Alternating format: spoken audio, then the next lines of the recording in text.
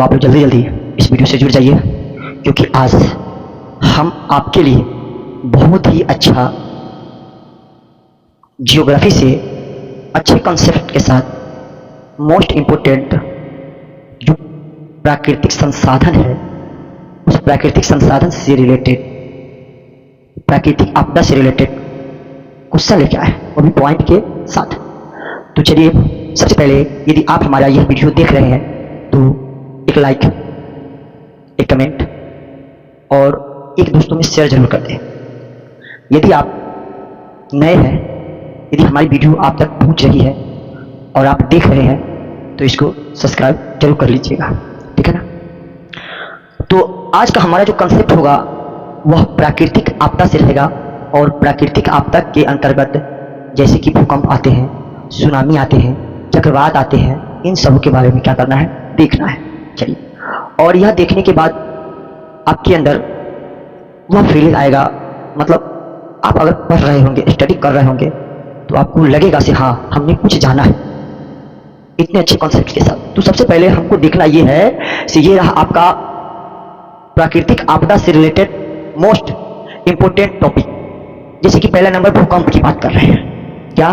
भूकंप। तो सबसे पहले हम लोग जानते हैं से भूकंप तो है, यह कौन सी आपदा है? प्राकृतिक आपदा है। क्या आप बताइएगा भूकंप कहाँ कर आता है? नहीं आता है। भूकंप जब होता है तो अचानक हो जाता है, मतलब कहने का मतलब जब होता है तो अचानक हो जाता है, और अचानक होने के कारण हजारों जान माल की क्या होती है, क्षति पहुंचती है। और कहने का मतलब बाढ़ हो गया, चक्रवात हो गया, उसके बाद भूस्खलन हो गया, हिमस्खलन हो गया, मतलब यह सब। इसलिए भूस्खलन का सुखाड़, सुखाड़ आप जानते होंगे, सुखाड़ मतलब जो मिट्टी अचानक सूख जाता है, नहीं आता तो उसकी मतलब अचानक सूख जाता है, तो यह सब आता है किसके अंतर्गत? प्राकृतिक आपदा के अंतर्गत। तो उसी आपदा के अंतर्गत हम लोग देखेंगे ये जो सवाल है, मतलब ये सवाल से रिलेटेड जो पूछा जाता है कोई भी एग्जाम में, उस एग्जाम में यह हमेशा पूछा ही जाएगा। अगर आप 10th में पढ़ रहे हैं तो आपके लिए यह बहुत ही बेहतर होगा, जो बहुत ही अच्छे सवालों के साथ है और इसका आंसर भी आप लोगों के साथ ही है। चलिए, सबसे पहले देखना यह है जो हमारा भूकंप है, ये मेन टॉपिक है, और भूकंप से रिलेटेड यहाँ पे क्वेश्चन दिखा हुआ है। और यहाँ भूकंप जो आता है तो कैसे मकान उकान, यहाँ जो दिख रहा है कैसे मकान उकान मतलब ध्वस्त हो जाता है, गिर जाता है, उसका चित्र दिया हुआ है।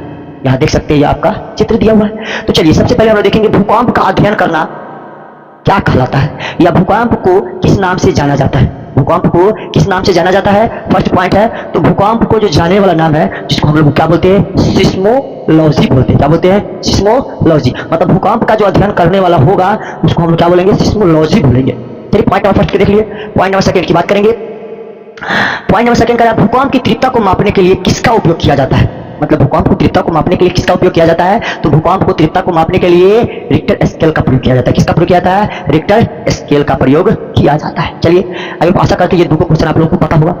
यदि नहीं पता है तो हमारे बताने से पहले आप लोग आंसर कमेंट बॉक्स कर सकते हैं, कमेंट बॉक्स में।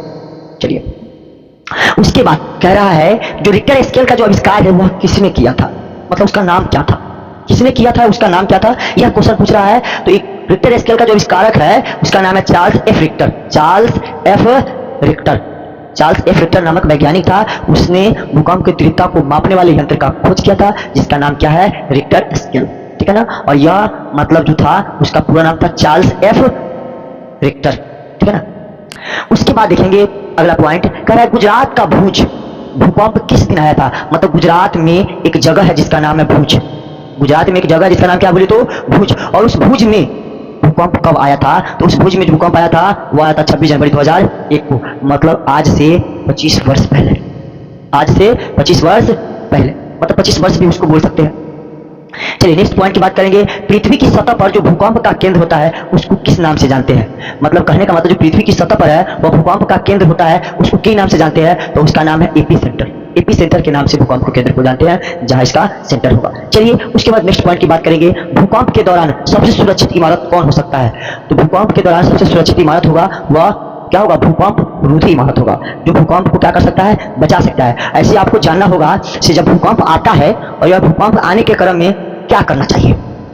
तो सबसे पहले जो आप घर में है तो पहले सबसे पहले घर से दूर भागिए, घर से बाहर की तरफ, ठीक है। अगर संभावना है कि घर गिर रही है तो घर के किसी दीवार, जो पिलर वाला दीवार होगा, उसके सहारा आप ले सकते हैं। अन्यथा नहीं तो अगर आपके घर में चौकी हो या बेंच हो या टेबल हो तो उसके नीचे छुपने का प्रयास करें, ठीक है ना, ताकि आप उससे क्या बच सकते हैं, भूकंप से आप बच सकते हैं। अब भूकंप आता है तो जो हिलने के क्रम में मतलब उसमें का जो सामान होता है बोल सकते हैं, या उसके दीवारें जो फट जाती है या गिरती है तो वो आपके ऊपर ही गिरेंगे, ठीक है ना, जिससे आपको क्या होगी, बचाव होगी। चलिए तो नेक्स्ट पॉइंट की हम लोग बात करेंगे, नेक्स्ट पॉइंट नहीं बल्कि नेक्स्ट टॉपिक की बात करेंगे। वो हमारा टॉपिक रहेगा क्या, चक्रवात। क्या रहेगा वह, चक्रवात। चक्रवात को हम लोग क्या बोलते हैं, तो चक्रवात को हम लोग साइक्लोन बोलते हैं। क्या बोलते हैं, साइक्लोन बोलते हैं। चलिए चक्रवात के बारे में देखेंगे। चक्रवात का अध्ययन करना क्या कहलाता है, तो चक्रवात का अध्ययन करना साइक्लोलॉजी कहलाता है। क्या कहलाता है बोलिए तो साइक्लोनोलॉजी कहलाता है, मतलब जो चक्रवात के बारे में बताएगा, व्याख्या करेगा, उसका अध्ययन करेगा, वह साइक्लोलॉजी कहलाएगा। चलिए सेकेंड पॉइंट की बात करेंगे। चक्रवात की गति को मापने के लिए किसका प्रयोग किया जाता है, मतलब कहने का मतलब चक्रवात की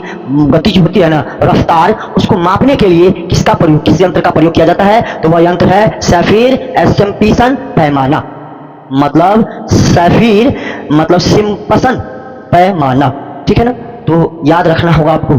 चक्रवात के मापने की जो यंत्र है उसका नाम है सैफिर मतलब सिम्पसन, सैफिर सिम्पसन पैमाना होता है, अपने वाले यंत्र को बोलते हैं। चलिए उसके बाद नेक्स्ट पॉइंट की बात करेंगे।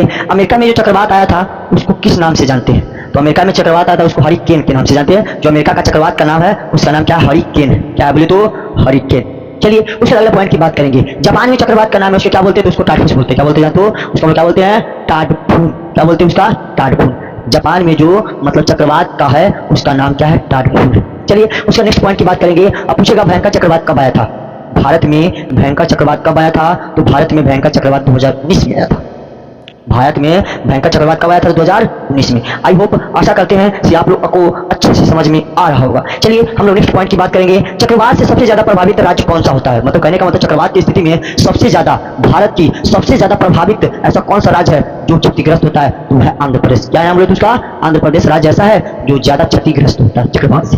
ओके चलिए उसके बाद नेक्स्ट टॉपिक की बात करेंगे, पॉइंट की बात नहीं टॉपिक की बात करेंगे। हमारा जो पहला टॉपिक था भूकंप, उसका दूसरा टॉपिक था क्या, चक्रवात, और तीसरा टॉपिक का नाम रहेगा सुनामी।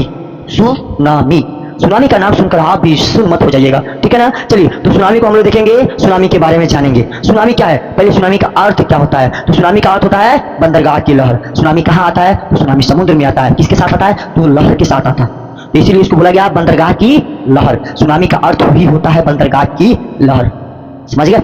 चलिए उसके बाद देखेंगे 2004 में जो सबसे ज्यादा प्रभावित, 2004 में जो सुनामी आया था उसमें सबसे ज्यादा प्रभावित कौन सा मतलब प्रदेश हुआ था, तो उसको बोलेंगे कौन सा प्रदेश, अंडमान और निकोबार। अंडमान निकोबार जो प्रदेश है ना, केंद्र शासित प्रदेश, वही क्षतिग्रस्त हुआ था, मतलब उसी को ज्यादा प्रभावित हुए थे। चलिए उसके बाद हम देखेंगे अगला पॉइंट, सुनामी की लहर की गति कितनी होती है। सुनामी की लहर की गति कितनी होती है, तो आपको पता होना चाहिए जो सुनामी का लहर की गति है वो 800 से 1000 किलोमीटर पर घंटा की रफ्तार से होती है।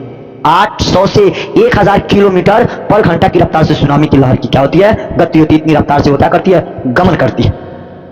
चलिए यहाँ आपका मतलब सबका चित्र दिया गया, यहाँ देख सकते हैं सुनामी का चित्र कैसा है, ठीक है ना। इसके लिए आप बेफिक्र रहिएगा, सुनामी का चित्र भी है और यहाँ चक्रवात का भी चित्र है, ठीक है ना। चलिए उसके बाद हम लोग देखेंगे भारत का सुनामी चेतावनी केंद्र कहाँ है, मतलब कहने का मतलब जब सुनामी आ जाता है तो भारत के सुनामी का केंद्र कौन सा बनाया गया, चेतावनी केंद्र। जैसे कि मान लो अलर्ट करना है, क्या करना है बोलो तो अलर्ट करना है, तो अलर्ट करना है तो कहाँ से हम अलर्ट करेंगे, तो वह सुनामी केंद्र बनाया गया था जो जगह का नाम है हैदराबाद। क्या बोलो तो हैदराबाद। हैदराबाद में सुनामी का क्या बोले तो केंद्र है, मतलब चेतावनी केंद्र है। उसके बाद देखेंगे 2011 में सुनामी किस देश में आया था, कहने का मतलब है 2011 में भयंकर सुनामी किस देश में आया था, तो 2011 में जो सुनामी आया था वो भयंकर सुनामी जापान में आया था। आया था बोले तो जापान में, जिसमें जापान की बहुत सारे क्षति हुई थी, ठीक है ना। चलिए उसके बाद देखेंगे सुनामी की लहर तट पर ऊंचाई कितनी होती है, मतलब कहने का मतलब जो सुनामी की लहर आती है तो उसका पानी कितनी ऊंची पर जाती है, कितनी ऊंची पर, तो उसका पानी 10 से लेकर 30 फुट तक जाती है, मतलब 30 मीटर ऊंचाई तक जाती है, फुट नहीं 30 मीटर ऊंचाई तक जाती है, ठीक है ना। वह सुनामी के लहर की पानी होती है, ठीक है ना। तो आप देख रहे हैं सुनामी का ऐसा चित्र है। चलिए इसके बाद हम लोग नेक्स्ट पॉइंट की बात करेंगे जिसका नाम है फ्लड। क्या नाम है बोले तो फ्लड, जिसको हम लोग बोलते हैं बाढ़। बाढ़ का नाम सुनेंगे क्योंकि अभी बाढ़ का समय चल रहा है, अभी बाढ़ का समय चल रहा है और बिहार के कई ऐसे जिले हैं जो बाढ़ से क्षतिग्रस्त है, जो बाढ़ से क्या है, क्षतिग्रस्त है। और देखना यह है से बाढ़ से बहुत ज्यादा हानि भी होती है, वो भी सबसे ज्यादा हानि फसल की होती है और मवेशियों की होती है, ठीक है ना। और जान माल की तो होती ही है, लेकिन सबसे ज्यादा जो हानि होती है वो फसलों की ही होती है। चलिए उसके बाद हम लोग देखेंगे बाढ़ से रिलेटेड। देखिए बाढ़ का चित्र यहाँ दर्शाया गया है, आप लोग देख सकते हैं बाढ़ कैसे आता है, कैसे घर डूब गया हुआ है, आप लोग देख रहे हैं कैसे बाढ़ से पूरा पानी चिलमिला उठा हुआ है। तो सबसे पहले देखना यह है, जो बाढ़ जो आता है तो भारत में बाढ़ की भविष्यवाणी कौन करता है, मतलब जैसे कि भविष्यवाणी कह सकते हैं, या उसका केंद्र भी कौन, मतलब कहाँ केंद्र है, मतलब कैसे पता चलता है कि बाढ़ आ रही है। तो सबसे पहले देखेंगे भारत में जो बाढ़ की भविष्यवाणी करता है उसका नाम है केंद्रीय जल आयोग, मतलब जल बोर्ड आयोग के द्वारा पता चलता है। अलार्म बजता है तो उसको पता चल जाता है यहाँ मतलब वर्षा ज्यादा हो चुकी है और उसका पानी तालाब भर चुका हुआ है, लबालब भर चुका है उसमें, इसीलिए वहां पता चलता है से उसका क्या है, वहां पानी की मात्रा बढ़ चुकी है, तो वह केंद्रीय जल आयोग के द्वारा ही पता चलता है। चलिए उसके बाद देखेंगे अगला पॉइंट, भारत का सबसे अधिक बाढ़ वाला प्रभावित राज्य कौन सा है। मतलब कहने का मतलब है भारत के ऐसे कौन से राज्य है जो बाढ़ से ज्यादा क्षतिग्रस्त होते हैं, मतलब ज्यादा प्रभावित होते हैं और वहां ज्यादा नुकसान होता है, तो वैसे राज्य बिहार है।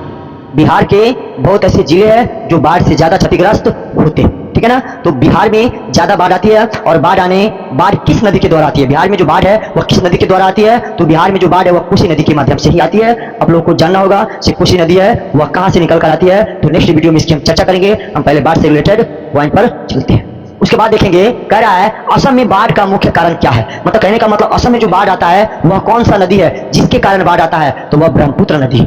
मतलब असम में बाढ़ आने के कारण कौन सा नदी है, तो ब्रह्मपुत्र नदी है। ब्रह्मपुत्र नदी के कारण असम में क्या होती है, बाढ़ आती है। और बिहार में बाढ़ आने का कारण कौन सा नदी है, तो बिहार में बाढ़ आने का कारण कोसी नदी है। इसीलिए कोसी को बिहार का शोक कहा गया हुआ है। शोक मतलब आंसू का, मतलब आंसू की धारा बहाना, मतलब उसको रुलाना, ठीक है ना। और बिहार बहुत ही अत्यंत पिछड़ा हुआ राज्य है, जिसके कारण यहाँ के लोगों की दयनीय स्थिति रहती है, ठीक है ना। चलिए उसके बाद हम लोग देखेंगे राष्ट्रीय बाढ़ आयोग की स्थापना कब हुआ था। मतलब कहने का मतलब है बाढ़ जो होता है ना, उसका राष्ट्रीय आयोग की स्थापना कब हुआ था, तो 1976 ईस्वी में हुआ था। कब हुआ था, 1976 ईस्वी में। यहाँ एडी दिया हुआ है, एडी का मतलब होता है एडेड डोमेन, मतलब ईसा पूर्व नहीं, ईसवी, ईसा पूर्व नहीं, मतलब यहाँ एडी दिया हुआ था उसका मतलब होता है ईसवी। अगर वहां बीसी रहता तो बिफोर क्राइस्ट होता है, वह बीसी रहता उसका मतलब होता है ईसा पूर्व, या ईसा मसीह के जन्म के बाद वाली मतलब ईस्वी है, ठीक है ना। और ईसा मसीह के जन्म के पूर्व वाले समय को हम लोग ईसा पूर्व बोलते हैं, जिसको हम लोग बीसी बोला जाता है, जिसका नाम फुल फॉर्म होता है बिफोर क्राइस्ट, ठीक है ना। चलिए उसके बाद देखेंगे विश्व का सबसे बड़ा डेल्टा जो बाढ़ को ज्यादा प्रभावित होता है वह कौन सा है। तो मतलब हम लोग देखेंगे अभी बिहार के पश्चिम चंपारण में मतलब जो बड़ा डेल्टा है जिसका नाम है सुंदरबन डेल्टा, वह सुंदरबन डेल्टा में ज्यादा प्रभावित होता है। कौन, बाढ़ के द्वारा सुंदरबन डेल्टा ज्यादा प्रभावित होते हैं। चलिए उसके बाद देखेंगे बिहार में बाढ़ का मुख्य कारण कौन सी नदी है, तो हमने पहले बता चुका है, इसका जिक्र हमने पहले कर दिया है। तो बिहार में बाढ़ आने का मुख्य कारण उसका नदी है, वह कौन सा नदी है, तो वह कोसी नदी है। कोसी नदी को इसीलिए बिहार का शोक कहा जाता है, क्योंकि वह जब आती है तो बिहार के लोगों को आंसू की धारा रुला कर जाती है, ठीक है। तो आई होप आशा करते हैं कि ये बाढ़ से रिलेटेड जितने भी प्रश्न हैं, जितने भी क्वेश्चन हैं, आप लोगों को अच्छा से समझ में आ रहा होगा। तो चलिए प्यारे बच्चों, हम लोग आगे की बात करते हैं। अगला टॉपिक क्या है हमारा, अगला टॉपिक है हमारा सूखा, जिसको हम लोग सुखाड़ बोलते हैं और जिसको हम लोग सुखाड़ के नाम से जानते हैं। सुखाड़ कैसे उत्पन्न होता है पहले बताना है। सुखाड़ कैसे आता है, तो अत्यधिक मौसम में तापमान बढ़ने के कारण सूखा की स्थिति उत्पन्न आ जाती है, उसी को हम लोग सुखाड़ कहते हैं, ठीक है ना। और सूखा की स्थिति होती है वह धीरे धीरे नहीं आती है और अचानक आती है। क्या आती है बोलो तो, अचानक। सूखा की स्थिति अचानक आती है, ठीक है ना। अब कहिएगा से नहीं सर धीरे धीरे आता है तो ये गलत हो जाएगा, ठीक है ना। सूखा की स्थिति हमेशा अचानक आती है। चलिए उसके बाद हम लोग सूखा से रिलेटेड क्वेश्चन को देखेंगे। और चूंकि यहाँ सूखा का चित्र आप लोग देख रहे हैं, कैसे बुजुर्ग आदमी माथा पे हाथ रखी रो रहा है और अपने खेतों में बैठा हुआ है, ये सूखा के कारण चिंतित है, ठीक है ना। कैसे इसका फसल होगा, क्योंकि आप भी बिहार से होंगे तो आपको भी पता होगा सूखा की स्थिति जून जुलाई में कितना गर्मी पड़ रहा था, जिसमें बहुत सारे मतलब पक्षी मर गए गर्मी की वजह से, तो वह सूखा की स्थिति उत्पन्न हुआ था, ठीक है ना। चलिए उसके बाद देखेंगे 1966 से 67 में भीषण सूखा कब पड़ा था, तो कब पड़ा था और कहां, नहीं कब पड़ा था, तो कब की बात कर रहा है तो 1966 से 67 में, लेकिन कहां पड़ा हुआ था, तो वो आएगा बिहार और उत्तर प्रदेश में। बिहार राज्य और उत्तर प्रदेश राज्य में 1966 से 67 के ईस्वी में भीषण सुखाड़ पड़ा हुआ था, मतलब इतना सूखा हुआ स्थिति उत्पन्न हुआ था ताकि आप कह नहीं सकते, ठीक है ना। चलिए उसके बाद देखेंगे 2016 में गंभीर सूखा प्रभावित राज्य कौन सा है। 2016 में भी सूखा आया था, लेकिन उससे सबसे ज्यादा प्रभावित कौन सा राज्य हुआ, वह महाराष्ट्र हुआ। कौन सा राज्य, महाराष्ट्र। उसके बाद देखेंगे भारत का लगातार सूखा प्रभावित राज्य कौन सा रहता है, वो हमेशा सूखा ही रहता है, जिसका नाम है राजस्थान। राजस्थान रेतीला वाला इलाका है, जो हम लोग कह सकते हैं राजस्थान एक मरुस्थल इलाका है जो हमेशा सूखा ही रहता है, जो हमेशा क्या रहता है, सूखा ही रहता है। ऐसा किसके कारण होता है, तो ऐसा मानसून के कारण होता है, ठीक है। चलिए उसके बाद देखेंगे भारत में अकाल राहत कोष की स्थापना कब हुआ था, जैसे कि सूखा जो उत्पन्न हुआ था उसकी स्थापना कब हुआ था, तो मतलब अकाल कहने का मतलब अफरा तफरी माहौल, अकाल कब पड़ा था, तो यह 1880 ईस्वी में पड़ा हुआ था। कब? 1880 ईस्वी में। 1880 ईस्वी में अकाल राहत उसकी क्या हुई थी? स्थापना हुई थी। तो मेरे प्यारे बच्चों, आई होप हम आशा करते हैं कि आप लोग अच्छा तरह से समझ गए होंगे। तो नेक्स्ट वीडियो मिलेंगे। जय हिंद।